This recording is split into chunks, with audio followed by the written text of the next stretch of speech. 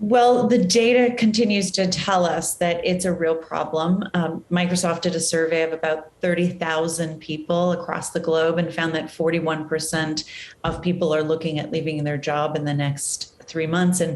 And what was really interesting about that is that only 4% rated compensation as the reason for leaving. And most people feel like that it's just the way that they were treated in the pandemic, or that they couldn't talk about their mental health, or there was too much unsustainable workload. That's what's really driving this forward. Is this something that was bound to happen, that there had been this constant pressure from employers demanding so much of their workforce and the workforce having little choice but just to keep going? I've been writing about burnout long before the pandemic hit. I actually started writing the book before the pandemic. And then by March 15th, everything that I had written felt obsolete because everything had changed. And yet it's basically just that the pandemic exacerbated those existing problems. Before the pandemic, overwork was responsible for 2.8 million deaths per year. And there's 6 root causes of burnout. So there's all these other factors that play into that. And then, meeting fatigue was a problem before the pandemic. Obviously, that's a big problem now. It literally just lit a match to a workforce in drought. And now here we are with this situation where people are saying, I've had enough. So how did they financially just decide to quit their jobs? What sort of financial position are they in to do that? Well, in some cases, and we look at women in particular, they've been sort of driven out of the workforce. So that isn't something that is always by choice. We've lost, almost 3 million women in the US labor force. We're at 1988 levels there because of the roles that they were disproportionately taking. So they're leaving, they're leaving under long-term unemployment just because of what happened in the pandemic.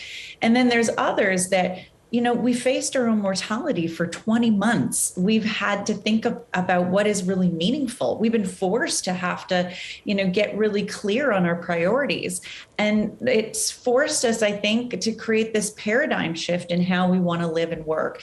And, when your health is being questioned, you're dealing with grief, and then you go into the workforce and you're just really treated badly or poorly, it makes sense then to leave. Despite it being very difficult for some, it's like there's no option.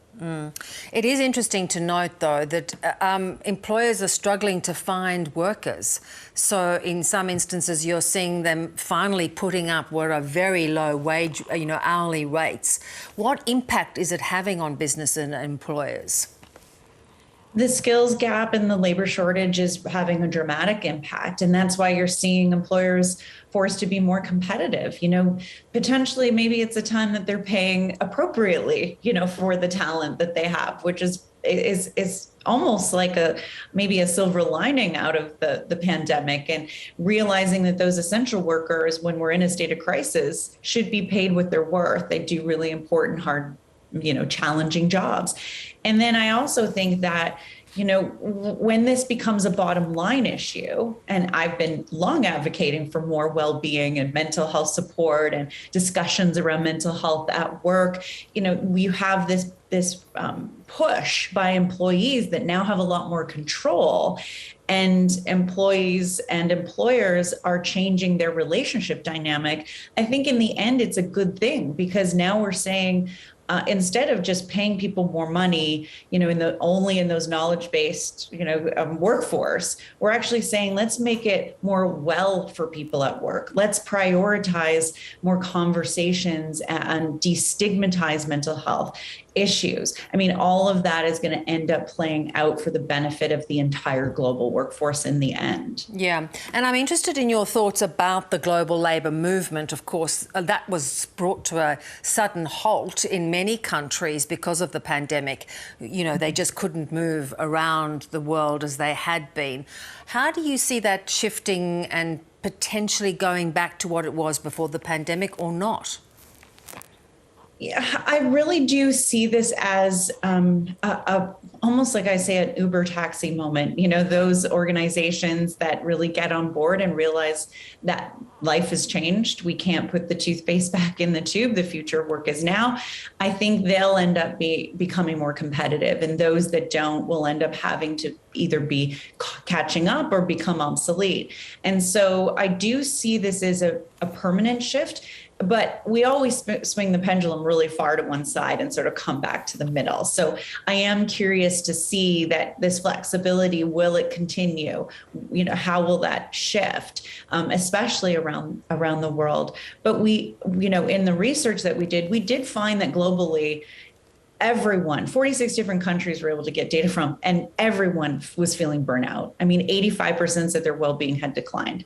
So when you look at that kind of data, you know it's a problem. And if we don't attack it, we're going to have a depleted or non-existent workforce. Yeah. And, you know, so for so long, businesses have talked about a flexible working place, you know, part-time work, being able to work from home a little, but they haven't always delivered on that. Do you think this is the moment in time where they have to offer people potentially only 2 or 3 days in the office, working from home, juggling their home commitments as well as their work commitments? Because in fact, productivity went up. It did. We proved that we can do it. And the thing is that I continue to say to people that working from home in the pandemic is nothing like working from home.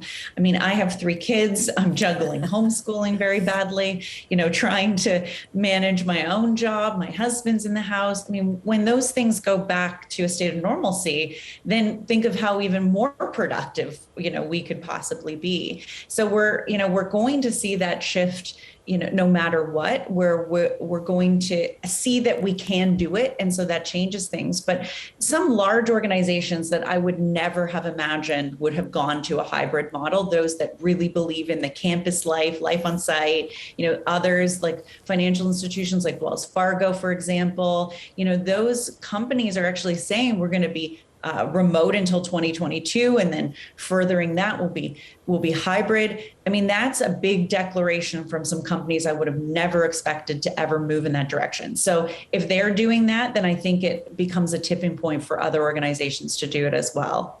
Jennifer, do you think it also signals the fact that people want a simpler life and that they're not going to just be chasing, you know, that they're the never-ending chase of your tail in terms of trying to get ahead on the corporate ladder, you know, constantly sort of getting more and more consumer goods, etc.